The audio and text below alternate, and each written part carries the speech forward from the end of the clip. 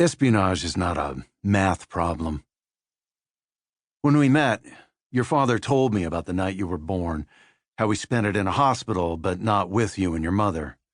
In a hospital in a city far away from the one where you arrived on time.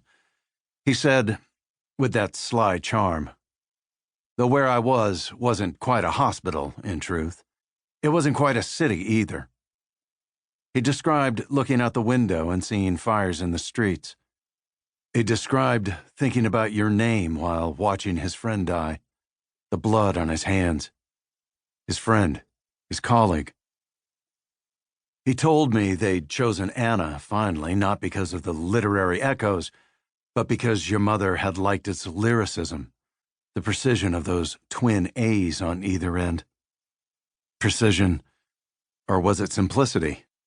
He said, and also because the letter A is a beginning, and I wanted to remember that night as being about the start of something rather than about an end. I didn't say that the letter A always made me think of endings, as in answers, as in questions and answers. The answers are what matter. I met your father within the first hour of my first day at the agency.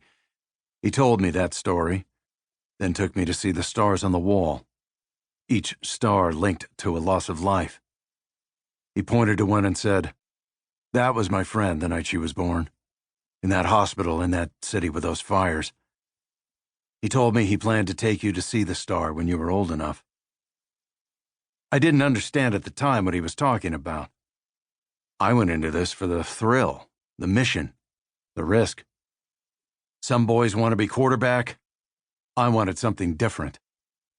Your father was trying to tell me that the essence of the experience would be emotional. Espionage isn't a math problem, he said. Espionage is intimacy, a trip to the truth. I was a skilled interrogator, but the hardest interrogation is the one we perform on ourselves, of course. Your father always said, ask the hard questions. And write down the answers, else you'll forget. These are my answers. This is what happened and why, what I know and believe. This story doesn't involve fires, though it does involve a goddess or two. It does involve a dying friend. It involves a young officer who followed orders and committed crimes and fell in love and saved a life. I believe in forgiveness. I believe, except the Lord keep the city, the watchman will wake, but in vain. I believe in you. This is the story of your father, Anna. You are old enough now.